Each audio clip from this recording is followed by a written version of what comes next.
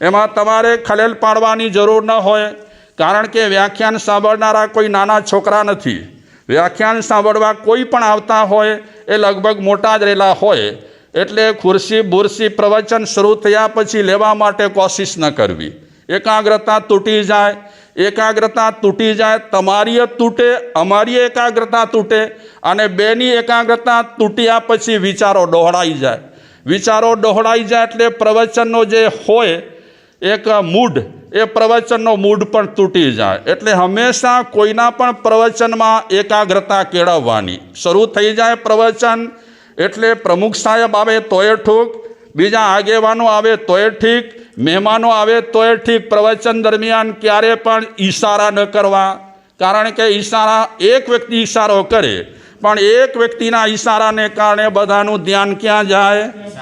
એ તરફ જાય કે રોજ બેન ચાવી લેવા માટે આવે છે, રોજ આવવાની છે, એટલે મનમાં એ જ બહેનના વિચાર પડ્યા હોય કે હજી સુધી ચાવી લેવા કેમ ના આવી. એટલે એકાગ્રતા પ્રવચનમાં અડધી પડધી રહે, અને એકાગ્રતા ન રહે તો પ્રવચનમાં જે કાંઈ કહેવાતું હોય એમાં એ પણ ખલેલ પડે. એકાગ્રતા એ પ્રવચન શ્રવણમાં સૌથી મહત્ત્વની વાત રહેલી છે. ભાગ્યશાળીઓ, પ્રવચનમાં એકાગ્રતા તમને પણ ખપે, પ્રવચનમાં એકાગ્રતા અમને પણ ખપે. આપણા બેની એકાગ્રતા પ્રવચનમાં ઉપયોગી રહેલી છે. હું અત્યારે પ્રવચન દેવા બેઠો માની લો, અને મારી એકાગ્રતા ન હોય ને, કન્ફ્યુઝ હોઉં, તો હું પ્રવચનમાં સરખી રીતે કોઈ પણ વિષય રાખવો હોય ને રાખી ન શકું.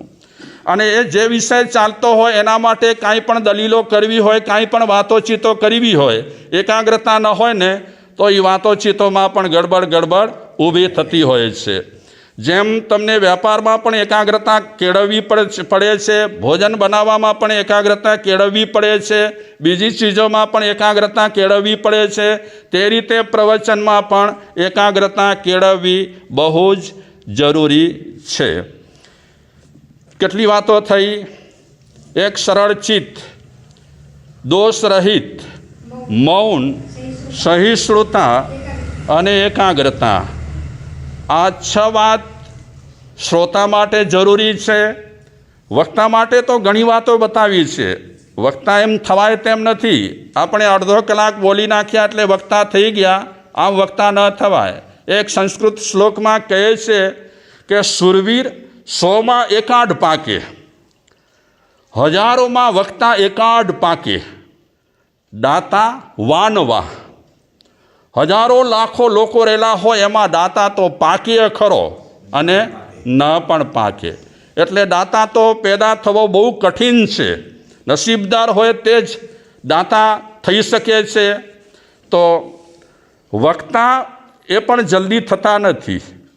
બહુ જ વક્તાને વિચારવાનું હોય, ચિંતન કરવાનું હોય, મનન કરવાનું હોય, અને પછી એને પીરસવાનું હોય. જો શ્રોતાઓ વ્યવસ્થિત રહેલા હોય તો વક્તાને પીરસવાની મજા આવે, અને વક્તા દેખે કે આ શ્રોતાઓ બધા કન્ફ્યુઝ માઇન્ડવાળા છે, અસ્થિર માઇન્ડવાળા છે, સરખી રીતે સાંભળતા નથી, તો વક્તાને પણ પ્રવચનમાં મજા આવતી ન હોય. ઘણી વખત ઘણા વક્તાઓ છે 2-4 માણસોને પસંદ કરી લે કે જે માણસો સમજદાર હોય, એકાગ્રતાથી વ્યાખ્યાન સાંભળતા હોય, કાંઈક ચિંતન કરતા હોય, કાંઈક વિચારતા હોય, એવા શ્રોતાઓને પસંદ કર્યા પછી ઘણી વખત વક્તાઓની નજર એમના તરફ વધારે રહેલી હોય, કારણ કે બધા હામાં હા ભેળવતા હોય, જરા માત્ર પણ સમજ્યા વગર એ માથું હલાવતા હોય. એવા શ્રોતાઓ ઘણી વખત બહુ જ વક્તા માટે ભારે પણ પડી જતા હોય છે. એક ગામની વાત છે, સાચી વાત ન હોય. એ ગામમાં એક મુખી હતા. એ મુખીને ઈચ્છા થઈ કે મારે ભાગવત બેસાડવી. એટલે ગોર મહારાજને મળે છે પંડિતને, અને પંડિતને વાત કરે છે કે મારે કથા રાખવી છે. તો પંડિતે કીધું કે 8-9 દિવસ ચાલે આ ભાગવત સપ્તાહ કથા, 7-8-9 દિવસ ચાલે. તો ચૌધરી કહે કે હા એ રાખવી છે અમારે. તો પંડિત કહે છે ભલે હું બધું ટાઈમ બાઈમ નક્કી કર્યું પછી તમને કહું. તો એ પંડિત બધું બરાબર જોઈ લીધું કે આ દિવસોમાં કોઈ છે નહીં ને જજમાન. એ બધું તપાસ્યા પછી ચૌધરીને મળવા માટે ગયા મુખીને, અને મુખીને વાત કરી કે આ દિવસે આપણે કથા રાખીએ. તો મુખી કહે ભલે, કથામાં બીજા લોકોને હું આમંત્રણ નહીં આપું, અમારો કુટુંબ જ કથા સાંભળશે. તો પંડિત કહે કાંઈ વાંધો નહીં, તમારે ઘરમાં જ રાખવી છે ને કથા? કે હા, ઘરમાં જ રાખવી છે, કારણ કે બીજાઓને અમે આમંત્રણ આપીએ અને પછી સંભાળી ન શકીએ તો પણ ઠીક નહીં, એટલે અમે અમારા પૂરતું બધું રાખીશું. ઠીક, વાંધો નહીં. એ ટાઈમ આવી ગયો, પંડિતજી આવી ગયા અને કથા વાંચવાનું ચાલુ કર્યું. ભાગવત કથા એમાં વર્ણન કરે છે, અને ચૌધરી માથું હલાવે, ચૌધરાણી માથું હલાવે, ચૌધરીના છોકરાઓ માથું હલાવે. એટલે પંડિતને લાગ્યું કે સાંભળવામાં એમને રસ છે. એ માથું શેના માટે હલાવતા હોય એ પંડિતને ખબર ન હતી. હલાવે રાખે માથું, અને પંડિતજી મારી જેમ હાકોટા કર્યા કરે. હા, કે આ ભાગવતમાં આમ કીધું છે ને ભાગવતમાં તેમ કીધું છે ને, અર્જુને આમ કર્યું ને કૃષ્ણે તેમ કર્યું ને યુધિષ્ઠિરે આમ કર્યું ને દુર્યોધને તેમ કર્યું ને. આવી રીતે કેસરબેન કથા ચાલુ થઈ ગઈ છે. કોની? મહાભારતની. આ ભાગવત કથા ચાલુ થઈ છે.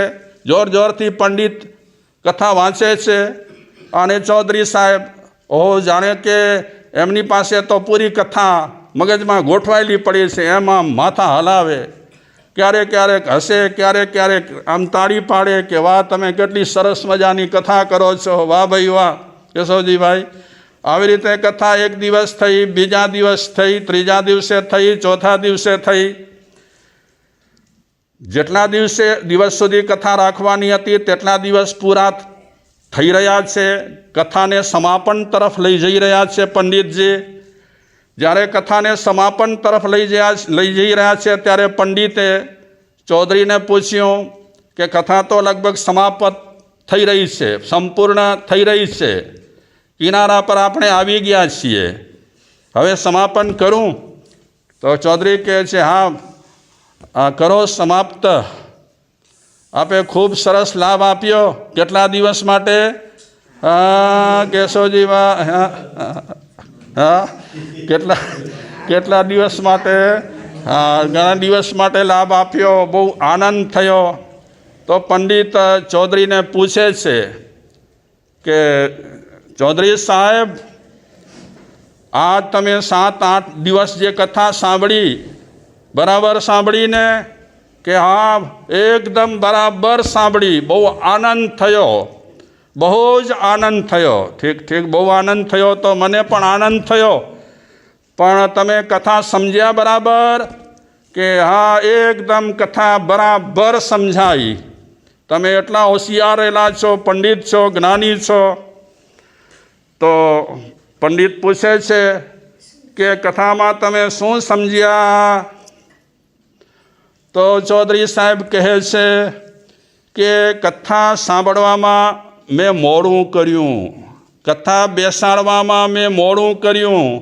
જો વહેલાસર કથા બેસાડી હોત અને વહેલાસર સમજ પડી હોત તો એમ કરત. તો પંડિતજી પૂછે છે એમ કરત એટલે શું કરત? એટલે ચૌધરી કહે છે કે હું પહેલા નંબરનો જુગારી છું. જુગાર રમ્યા વગર મને મજા ન પડે, ચેન ન પડે, રોજ જુગાર રમું. અને મેં આ મહાભારતની કથામાં જુગાર વિશે સાંભળ્યું. કોણ રમતા હતા જુગાર? કોણ રમતા હતા? યુધિષ્ઠિર મહારાજા જુગાર રમતા હતા. કોની સામે રમતા હતા? તો ભાઈઓની સામે રમતા હતા. તો જુગાર રમતા રમતા રમતા યુધિષ્ઠિર મહારાજા બધું હારતા ગયા, હારતા ગયા, હારતા ગયા. પંડિત મહારાજ એ યુધિષ્ઠિર મહારાજા છેલ્લે દાવમાં દ્રૌપદીજીને મૂક્યા. પંડિતજી જો કથા પહેલાં સાંભળત ને તો શું કરત હું ખબર છે? જો કથા પહેલી સાંભળત કે આવું પહેલાંના લોકોએ કર્યું છે, હું મારી ઘરવાળી પાસે ગયો હતો, જ્યારે હારતો હતો ત્યારે મેં ઘરવાળીને કીધું કે તારા શરીર પર જે ઘરેણાં છે તે મને આપી દે, કારણ કે હાર્યો છું તો જીતીશ, પણ મારી ઘરવાળી એવી ફટાકડી, એણે સ્પષ્ટ ના પાડી દીધી કે ઘરેણાં બરેણાં નહીં આપું. અગર પહેલાં જો કથા સાંભળી હોત તો દ્રૌપદીજીની જેમ હું મારી ચોદરાણીને દાવમાં મૂકત, અને દાવમાં મૂકત અને હાર્યા પછી મારી જીત થાત. પંડિત મહારાજ વિચારે છે, 9 દિવસ સુધી મેં ગળા ઘસાવ્યા, રાડો પાડી, આ ભાયડાએ તો આવું સાંભળ્યું અને આવો સમજ્યો છે બધું. સારું સમજો, બરાબર સમજ્યો આ ચૌધરી? હા, ઘણી વખત મજા આવ્યો વ્યાખ્યાનોમાં. ઘણા લોકો આમ રૂબરૂ મળે ને સામસામે, ત્યારે પણ સાંભળતા ન હોય. આપણે પૂછીએ, કોર નાલો આજો છે? હે મહારાજ, આજો નાલો કોર? હા, અસી માપર મેં આવ્યા. અરે માપર મેં આવ્યું નતા પૂછ્યું, આજો નાલો, તમારું નામ શું? હવે અમે વિચારીએ કે જે માણસ આમને સામને મળ્યા છે એ સાંભળી શકતા નથી, એ બિચારા વ્યાખ્યાનમાં કઈ રીતે અને કેટલું સાંભળતા હશે એ તો સાંભળનારાને ખબર. હા, અને ઘણી વખત પ્રવચન પછી જે ક્યારેક વાતચીત થાય ને શ્રોતાઓ સાથે, ત્યારે આપણને વિચાર થાય કે છબરડા કેટલા વળે છે વ્યાખ્યાનમાં. માણસ કઈ રીતે સાંભળે છે, કયા હિસાબે સાંભળે છે, કાંઈ ખબર પડતી નથી. એટલે જ ઘણી વખત સાધુ સંતો કહેતા હોય કે વ્યાખ્યાનમાં ઊંઘ ન કરો, ગોટે ચડી જશો, ગડબડ થઈ જશે, જાગો જાગો.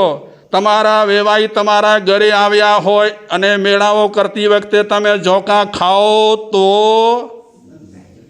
ખવાય? હે, ક્યારે વેવાઈ તે પણ ગરીબ હોય તો નહીં હો, સાહુકાર હોય, પૈસાદાર હોય તો તમને રાતના 12 વાગ્યા સુધી ઊંઘ ના આવે. અને સામાન્ય જો વેવાઈ હોય તો તમે કહી દો 8 વાગે, ભલે આને વ્યાઈ અહીં કયો આરામ, અને આવું મારા ગણી દિયા છે. હા,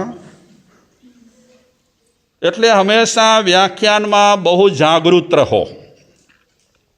ગડબડ થઈ જશે, એકનું બીજું બફાઈ જશે, એકનું બીજું સમજાઈ જશે, તો એ આપણા મગજમાં સેટ થઈ જશે, પછી ભવિષ્યમાં પણ એ ચાલતું રહેશે. આજે આપણા જૈન ધર્મમાં પણ આપણે જોઈએ છીએ ઘણા લોકો ગોટે ચડેલા છે, ખોટી ખોટી માન્યતાઓ એટલી ધરાવે છે. હવે એ માન્યતાઓમાં બિલકુલ એમના મનમાં પરિવર્તન આવે તેમ નથી. જે માન્યતાઓ ઘર કરી ગઈ છે, જે રૂઢિઓ ઘર કરી ગઈ છે, હવે કોઈ પણ વક્તા છે ને કાંઈ પણ કહેશે ને ફેરફાર નહીં થાય. માઇન્ડસેટ એ રીતે કરી નાખ્યું છે. એટલે હંમેશા પ્રવચન છે સાધના છે. આપણા સૌના માટે અગત્યની ચીજ પ્રવચન છે. હું તો કહીશ કે પૂજા પહેલાં પણ પ્રવચન મહત્વનું છે. તમને ક્યારે ખબર પડશે પૂજા વિશે? પૂજામાં તમે ગડબડ કરો છો, પૂજામાં તમે ભૂલો કરો છો, ક્યારે ખબર પડશે? તમે તમારું જ કુટિયા કરશો, તમે તમારું જ કર્યા કરશો, અને કોઈના પ્રવચન તરફ તમારો લક્ષ્ય નહીં હોય તો ઘણી બધી ભૂલો થશે. આજે ઘણા લોકો છે ને પ્રવચનના સમયે ઘંટ વગાડે પૂજામાં, પૂજામાં નહીં, મંદિરમાં. આ પણ જીનવાડીની આસાધના કહેવાય. એક તરફ બાજુમાં ક્યાંક પ્રવચન ચાલી રહ્યું છે કોઈનું, ત્યારે તમને ઘંટ વગાડવા માટે ઘંટ વગાડી શકતા નથી, વિક્ષેપ પાડો છો તમે. પણ હવે માણસનું માઇન્ડસેટ થઈ ગયું છે. હવે આપણે એને ફેરફાર કરવાનું કહીશું ને તો જરા માત્ર એ ફેરફાર કરવા માટે તૈયાર નહીં થાય. બસ એ એમના માટે સિદ્ધાંત બની ગયો કે વ્યાખ્યાના ટાઈમે જવું અને 2-4 વખત ટિન ટન કરવું. ભગવાન જાણે પછી એ શું કરતા હોય છે અને શેની ઉતાવળ હોય ખબર નહીં. મૂળ મુદ્દા પર આવી જાઉં.